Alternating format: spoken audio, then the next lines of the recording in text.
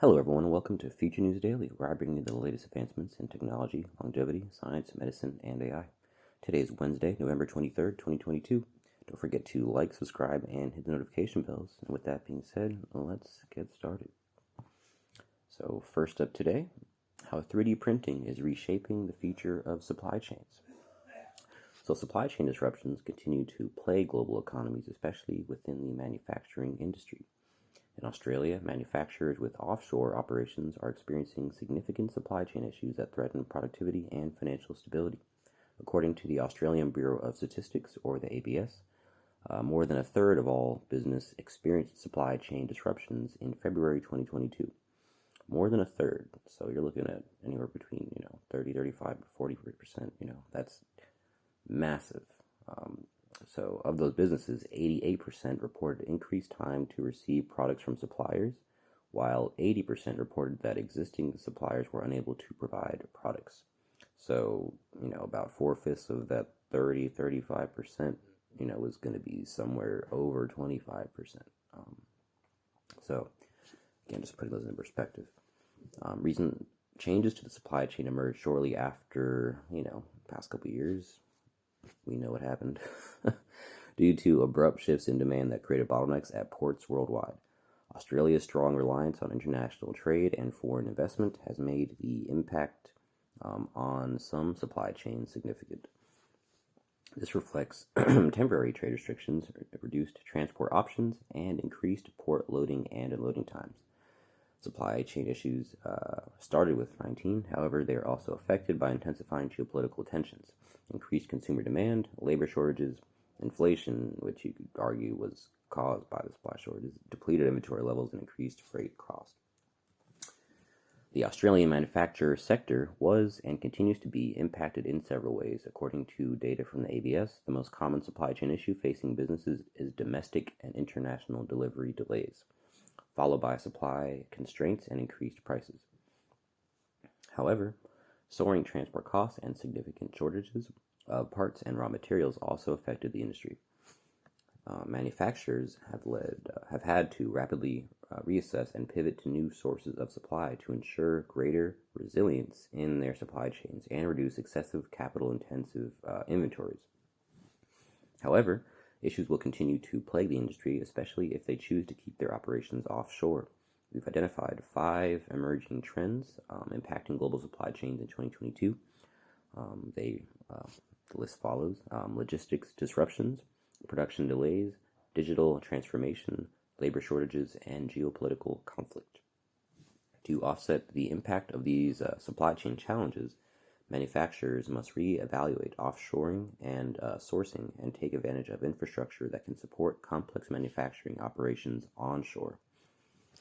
So less and less globalization, more segmented supply chains, more just in case instead of just in time. The good news is Australian manufacturers are planning to reshore their manufacturing operations within the next 2 years, according to the 2021 Australian Manufacturing Outlook Survey. To ensure the transition back to onshore manufacturing is as seamless as possible, Australian businesses must implement strategies to manage their own supply chain risk and adequately invest in new technologies that streamline the manufacturing process and have significant cost-saving benefits. So, tackling supply chain uncertainty with 3D printing. After 2 years of shortages and supply chain disruptions, manufacturing industries are sourcing materials and products locally in an effort to reduce the risk of supply restraints. They're also considering implementing new tools and technologies such as 3D printing to bring manufacturing onshore and maintain continuity of production.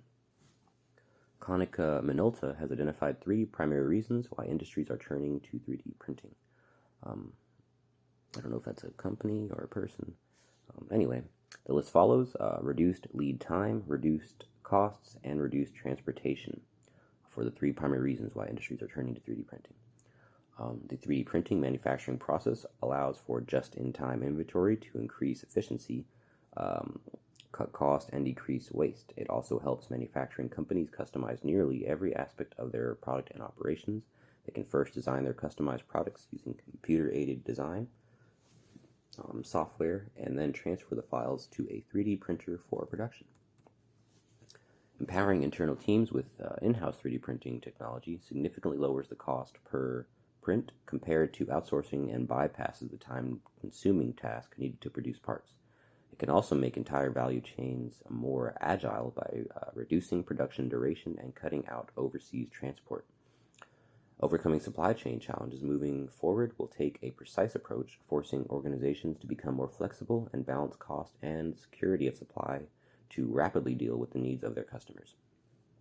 Konica Minolta helps Australian businesses combat supply chain issues with advanced 3D printing technology. Sounds like it is a company. We partner with 3D vendors such as the inventors of 3D printing technology, 3D systems, and additive manufacturing specialist Markforged to bring industrial-grade large format printers that deliver exceptional accuracy, reliability, and repeatability. Whatever your business needs are, Konica Minolta can recommend the right technology for exceptional customization, faster prototyping, less waste, and ease of application. So this is kind of something that I'm kind of very bullish towards 3D printing, and it seems like it needs to be done, just based on where things are going. Anyway, next up. Elon Musk gives timeline for Tesla's new full self-driving release, and people are excited about a key difference. So, the new version of Tesla's full self-driving beta is on track for a wide release next month, so it's going to be December, I suppose in time for the holiday. The driverless software update, named V11, promises significant innovations like highway-enabled use and improved lane merging behavior. So the reason I included this was because it sounded like it was, an actually full autonomous driving, software, which, of course, we know up until this point, it hasn't really been fully autonomous. So he replied to someone in a tweet, making good progress, still tracking to wide release next month. And someone asked, by wide release next month, do you mean to those who currently have beta or to anyone who purchased full self-driving who won't have to do safety score? And Musk responded, latter, not a Tesla app.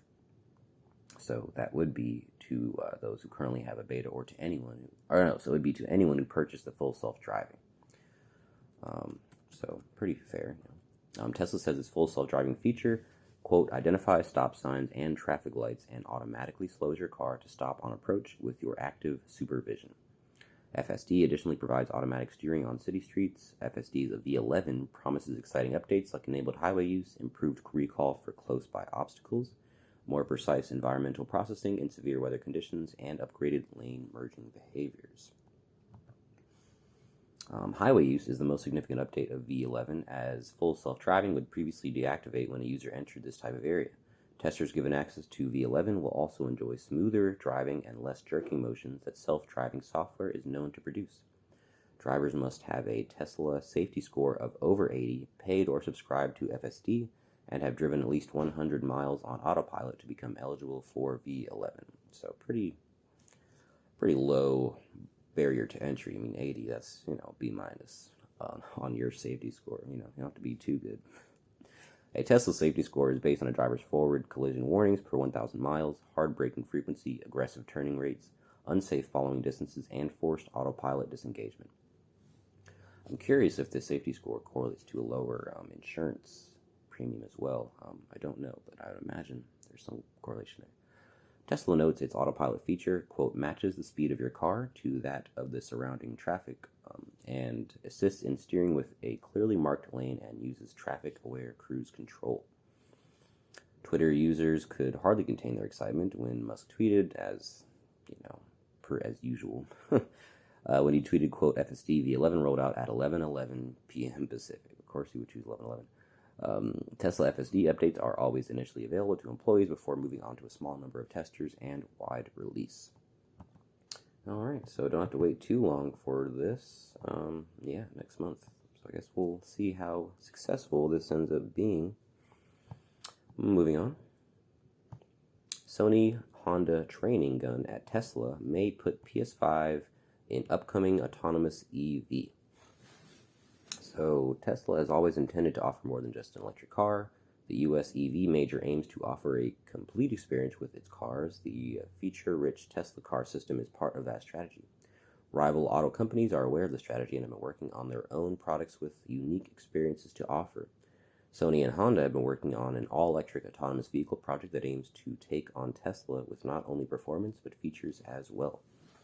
Eurogamer has reported that Sony and Honda are mulling cramming a whole PS5 into their upcoming EV that will focus on entertainment-based experiences for the occupants.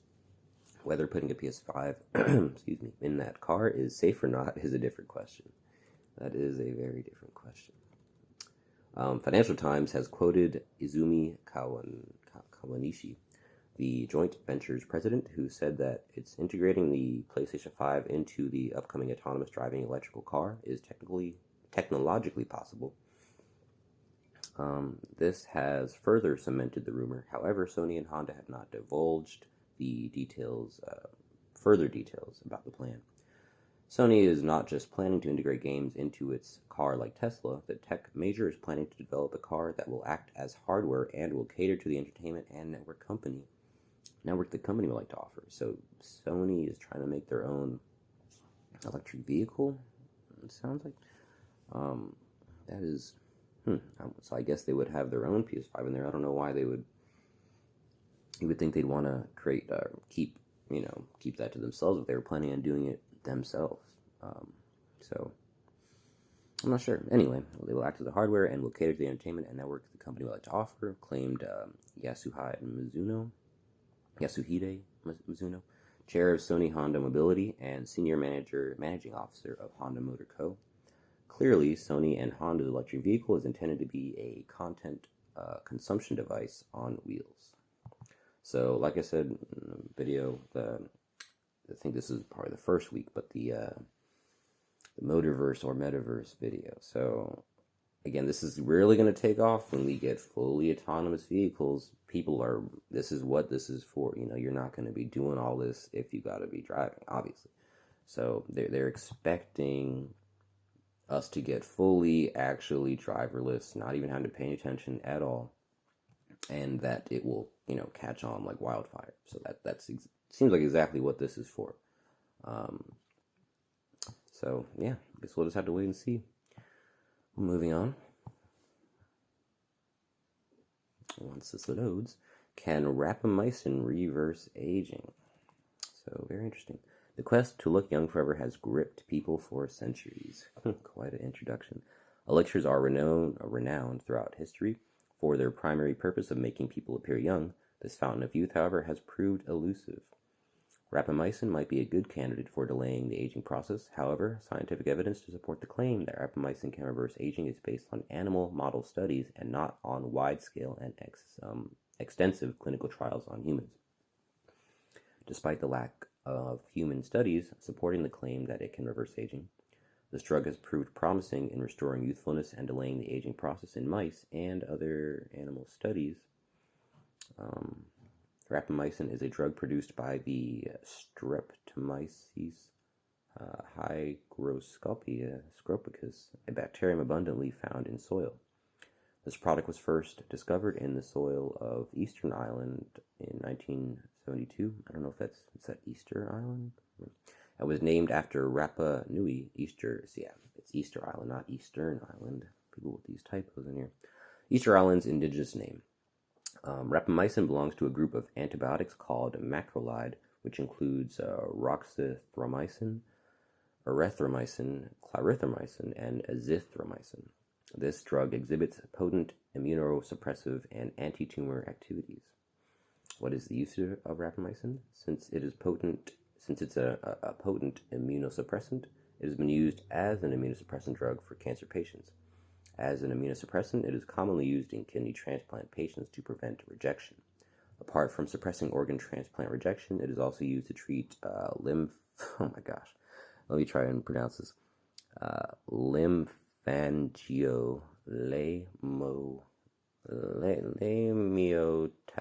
that is ridiculous. A rare lung disease. In addition, it is used as a coronary stent coat. While rapamycin has been used for several years as an immunosuppressant, it is only in recent years that it its potential to increase lifespan has been discovered. In contrast to its effectiveness as an immunosuppressant, in high doses, rapamycin can increase the lifespan of mice, yeast, and fruit flies.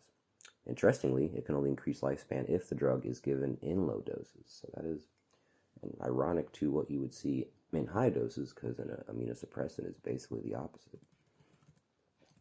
One of the relatively new benefits discovered for rapamycin includes its ability to increase lifespan. A study on mice showed that rapamycin was effective in increasing the lifespan of mice. The investigators of the study used mice that were 20 months old. This is roughly equivalent to the human lifespan of 60. So the mice were treated with low doses of rapamycin for 3 months and abruptly stopped treatment to examine the lifespan of these mice until they naturally died.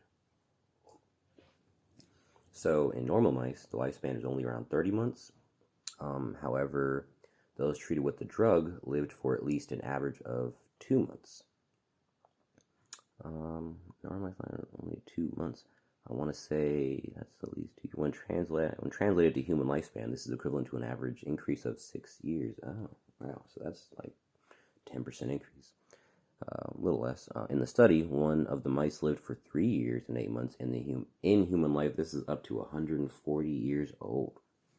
Wow. So, that's interesting.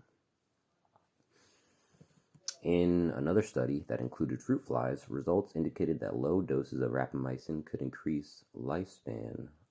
Investigators of this study had fruit flies who were 30 days old. Rapamycin increased the lifespan of fruit flies treated at 30 days and 45 days old. In the experimental group, those in the experimental group outlived the flies in the control group, suggesting that rapamycin can have the ability to prolong the lifespan of these flies. However, fruit flies who were 60 days old and were treated with rapamycin still died. 60 days old fruit flies are regarded as positively geriatric. Administering rapamycin early in the life of the fruit flies appeared to have extended the effects on the lifespan. So I guess it matters when in their life you do it, and it sounded like they were able to just cut off. Like it didn't have to be a, for the rest of your life supplement. Of course, it's still very conjecture right now, but he's probably saying under 30 days. So administering rapamycin early in the life of the fruit flies appeared to have extended effects on its lifespan. The products were sustained even when the drug was stopped at 30 days. So again, you don't have to take it for a long time, as long as it's a low dosage, early, relatively not too late in your life. At least not these animal studies. Results indicated that rapamycin's effects are best seen when fruit flies are given the medication early in life and stopped in middle age. So I guess the human equivalent is, maybe your early 30s to, maybe late 30s, mid 40s. Although initially used as an anti-cancer drug, rapamycin has been shown to have several benefits. These are some of the benefits recorded in animal model studies, and they continue below: improvement of gut health, treatment of cancer, cardiovascular health, and dementia. A study on mice revealed that rapamycin could potentially treat dementia. Here are some recorded effects of rapamycin on mice with dementia. So they had improvement of cognitive function, prevention of neuronal loss, reduction of neurofibrillary tangles, reduction of amyloid beta deposition and tau phosphorylation, restoration of cerebral blood flow. So even when signs of dementia had begun to appear in the mice, treatment with rapamycin reduced these symptoms and delayed the progression of the disease. Importantly, memory loss was also prevented. So even when they already started to show symptoms, it still helped delay. Currently, there have been no large clinical trials examining the effectiveness of rapamycin as an anti-aging drug. However, for cancer patients treated with rapamycin and those who received organ transplants, some of the known side effects included the following. So, swelling of the feet and hands, diarrhea or constipation, development of high blood pressure or hypertension, presence of fatigue and anemia, weakened immune system, inflammation of the mouth or mouth sores. So, notably, these side effects were seen in immunosuppressed patients. It's unclear if the same side effect can be seen in otherwise healthy patients taking the drug to delay aging, but rapamycin remains a controlled drug, meaning it needs to be prescribed by a licensed physician. And it's worth noting, again, the cancer patients who are receiving this were likely receiving they were receiving high doses because they were using it as an immunosuppressant. And if your immune system is being suppressed, you know, chances are you're probably going to get some more of this stuff, inflammation and etc. Um, well, that's actually not quite true, because inflammation is a response of the immune system. Anyway, it's worth taking note. These are high dose symptoms. Again, not low dose.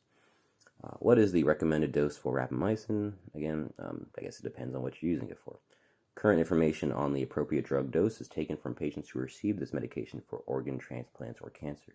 So 1.2 milligrams per day is recommended as safe for organ transplant donors. However, one study showed that 2 to 5 milligrams is still safe and did not lead to adverse reactions or events. Who should not take it? Pregnant women, breastfeeding, the general people who should not take things, prescriptions in general, because they can affect the fetus or breastfeeding, of course. Further, older patients who have kidney disease or those with reduced kidney function should also not take the medication. So, and then it ends with, can I take rapamycin as an anti-aging drug? Although this drug is promising in delaying aging and prolonging lifespan in animal model studies, it is still being determined if the same effects can be seen in humans. To date, large clinical trials are still needed to verify the findings of animal model studies. Further, there is a general misconception that since rapamycin is an antidepressant drug, it might affect the immune system of individuals. However, it is safe in relatively low doses and can boost the immune system if given in low doses. Should I talk to my doctor if I plan to take rapamycin? So the answer is yes. It is always best to talk to your doctor if you plan to take drugs such as rapamycin, since there are still no comprehensive studies investigating the effectiveness of this drug in prolonging lifespan or promoting longevity. Caution must be advised. Always consult your doctor before taking any doses of rapamycin. So I guess we're probably going to have to wait until they do another extensive study, maybe another 10 years. But based on the data that we already have, if you had to wait 10 years, it still wouldn't, you could still get the benefits, of course, depending on how old you are now. But there's still plenty of potential there. All right, and lastly today, AI is changing the way we lose weight forever. So, technology has dramatically changed the way we work. With the onset of internet, websites, and mobile apps, technology plays a huge role in aiding weight loss and staying fit. So, when it comes to losing weight, choosing which program is best for you and your body can be challenging. There's no one-size-fits-all diet or weight loss program, and most aren't explicitly tailored to you. Artificial intelligence will be the future of weight loss, and more importantly, a more effective means of losing weight. Traditional weight loss programs are flawed, it says. Excuse me. Mainstream weight loss programs are created for a general demographic rather than for specific individuals, albeit with some modifications. It's only natural that most people find it challenging to find a plan that they can stick to and actually work for them. These programs usually don't account for specific diets, allergies, or food intolerances. Then, some prescribe fasting, cutting out food groups, and other eating habits that greatly differ from their predominant lifestyles. It's only natural that most people fail with these cookie-cutter diets. So how can AI help? As the name suggests, AI uses machine intelligence to learn specific aspects unique to those users. So tailoring a diet to your specific body seems like the large thesis here. Everything from their current lifestyle, sleep patterns, diet, activity levels, heart rates, and many more parameters can be mapped, compared, and analyzed to drive deep insights into the individual patterns and progress markers. Maintaining a healthy and fit lifestyle begins with food or the fuel we put inside us. Despite this, most people struggle with not knowing what and how much to eat. With an AI-powered diet plan, you have this all laid out for you, and if you log your foods accurately, it will be unlikely that you'd end up snacking or overindulging just by following a simple AI-powered program diligently. With food logging at the core for 30 days can work wonders. So as an aside, we have plenty of these kind of dinner-ready meals that are kind of, or almost like 80% done, where you just do a little thing and pop it in. A company like that would benefit so much for partnering with this kind of AI. So you picture it. You have the AI that tells you, just get whatever, has a specific regimen for your body, and then it goes out and orders the food that you need to eat, and it's already meal prepped, and you just pop it in, and it's tailored for you. That is, I think, going to be absolutely huge. I just don't see how it couldn't be. My opinions only, of course. Maintaining a healthy and fit lifestyle begins with food or the fuel we put inside us. Already read that. Excuse me. So, what does the future hold? AI is already improving how we look at food through database nutrition planning. Whilst in early stages, the technology is developing quickly, and there are a few players who provide completely automated, personalized diet plans. With some data on food logs and weight, these systems can also rely on machine learning and data analytics to accurately calculate users' metabolism and make appropriate adjustments on the back of hard data. Personalized plans work because people stick to them longer and see the benefits from long-term adherence. This one change can potentially help millions avoid lifestyle disorders such as diabetes and heart disease, amongst others. Going deeper, using blood work and other deeper testing kits, it's now also possible to create meal plans to maintain or improving gut health, all customized to individual users. It's tough competing with technology, given the millions of data points and calculations that it can do across multiple spectrums to derive insights that are practically not possible for humans. But while technology can never fully replace humans, it can undoubtedly aid professional coaches in providing more custom-built nutrition programs that work more effectively. Alrighty, well, that is the last one I have for you today. Don't forget, this video is for educational purposes only. I will never recommend any investments, solicit your time or money, attempt to contact you on any other platform, or own any rights to the information within this content. With that being said, thanks for tuning in, and I will see you in the next one.